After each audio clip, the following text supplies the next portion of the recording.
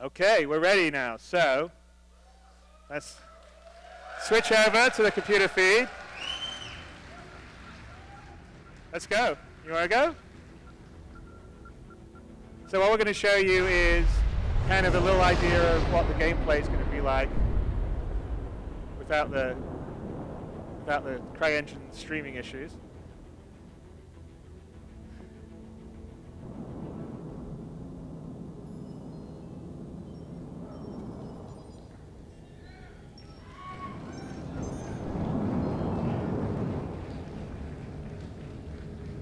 So, and by the way, it's just the beginning of it, really. So, but you know, we have it's the same. It's the multi-ship local physics grid stuff that's working. So, as the same stuff, Sean can get out.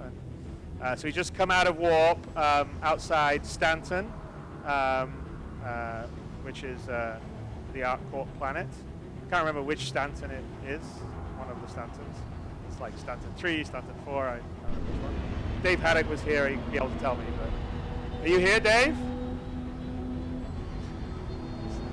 I'm sure he was up editing the opening montage, so I think he may actually be sleeping right now. But you know, as Paul said, and this is our cargo base that we have inside our constellation. But as Paul said, you know, this is one of the things that we quite think is great, is that we can fly around in the whole environment and then work around in our ship while our ship's flying around.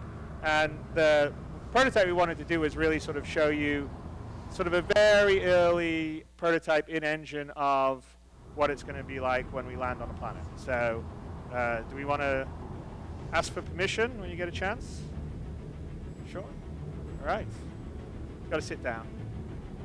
Okay, you can only ask for landing permission when you sit down. ArcCorp Tower, this is commercial vessel Calypso requesting EDL assistance. Thank you for contacting landing audio down? control. I heard it's like low, right? And Can you landing pull up the audio? initiated. Assuming navigational control.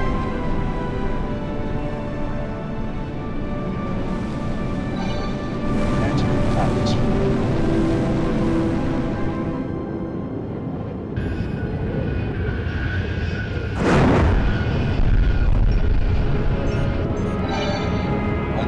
Descent vector in preparation for final approach.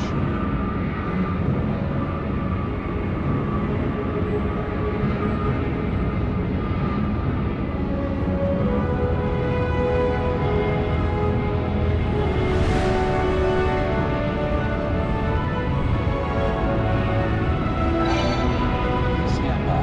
500 Commercial District C. Area 18. ArcCorp.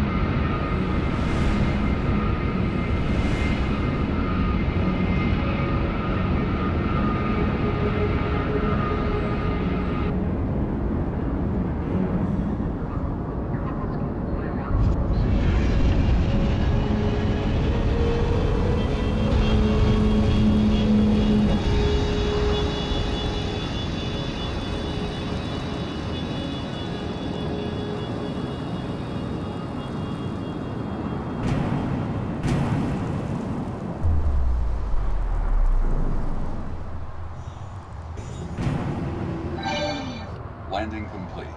Thank you for using Pentatech EDL Assist. Enjoy your stay on ArcCorp.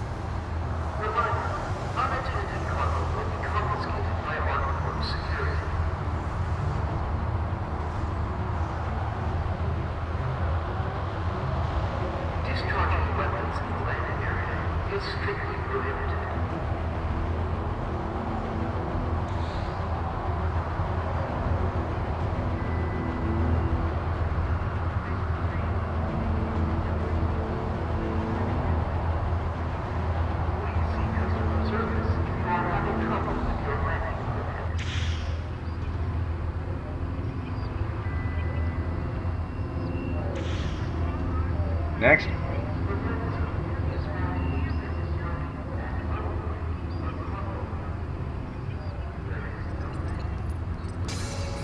Stand by, starting scan.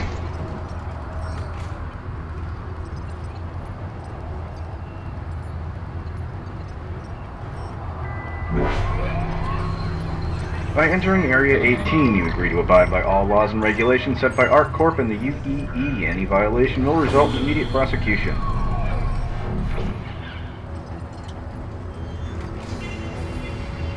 You're clear to go. Please exit the checkpoint.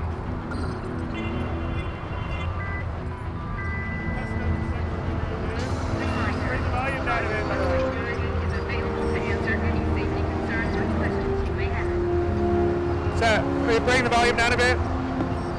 So we just went through sort of kind of the idea would be you'd be flying in space, you'd be in orbit, you'd request landing. That's all. This was all in engine. We'll do a lot better with the transitions coming down, but it's all going to be seamless. You can walk around, look around in your ship as you land. You land, you get permission, and now we're sort of in the sort of main concourse area of Stanton, and of course there's turn around, let's look at the other place before we go into the one shop we actually have working. But basically this is here where you would go to, buy a ship or buy items or go to a bar to, get a new mission or, go down a dark alleyway to get a sort of, do a black market deal or get a sort of slightly gray mission. And a lot of the planets will be very big, like something like Earth and Terra will have lots of locations. Some will be smaller, like just a landing point will have a much more contained area. But all of the all the places have this level of like incredible. I mean, this isn't just kind of FPS like AAA quality. This is significantly more than you get on even an Xbox One or a PS4. This is sort of another level. I believe 30 million polys at our high point, right? So that's a lot. Now we'll optimize it, but that's a hell of a lot running in. So yeah, I mean, and obviously we're at very early stages. So like in terms of the AI and the cycles of people going around, you're not seeing that to the level. But as you land on the planets, the actual, the different AI moving around, the characters moving, the NPCs moving around, they'll be there based because of the economy, and they'll be going about their day-night cycles. And if you land on a sort of bustling, successful planet, there'll be a lot of people going about their business. The place will look great. It will be thriving. If you're down on a sort of planet that's sort of not doing so well, then you'll see graffiti and maybe there's more crime and there's not quite as many people. And we're also going to have a fair amount of sort of NPC sort of PvE kind of stuff that's now going to happen on the planet. That was something we weren't originally going to do, but with the full FPS mechanics and system and the modular sort of procedural system that Tony's working on, and if you remember when we first introduced him, the first game job he had was he was the AI programmer on Ultima 7, I believe. So he loves AI. So he's got this whole massive plan for the economy and how the AI is going to run around in that. And so all of that, this is just early like placeholder people, but there'll be people going about. You'll be hearing what they talk, and it's all at a sort of fidelity and level that you would normally expect in a high AAA sort of FPS game or a open sandbox game. But maybe at a whole level of sort of another level of visual fidelity. But let's go into. So one example would be we'd go into a shop, Dumpers Depot. I think we've shown a little bit of before. It's a bit more fleshed out, but let's go inside. And Dumpers Depot is a place that you can go and sort of get stuff repaired, get some sort of secondhand used items and equipment. But this is the vision of Star Citizen. You're out in space, and you've got the high fidelity of your ships, and you get down on the planet, and you're running around, and the fidelity's the same. There's an environment, there's characters running around. Take a look around. Everything's for sale. So we have.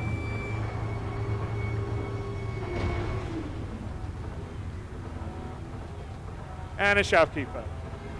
So we can't do much beyond this, but soon we will. But this is really to sort of show you the ambition and the scope and the level of detail that we want to deliver to the whole universe. And we are designing and building everything so that we will be able to sort of do stuff at this level on a lot of different planets. I mean, it involves some stuff that we'll be talking about going forward. We have this thing which is sort of a modular system we call the tier system. It allows us to have different architecture types and put them together fairly quickly. And so it's sort of a pseudo, like partly design, partly procedural system, which is sort of what Tony was alluding to in the Austin piece that he was doing. And anyway, this was a combination of work by the Austin team and the behavior team who built the ArcCorp landing environment and Compass Depot. And there you go. So I hope you like that. It's kind of...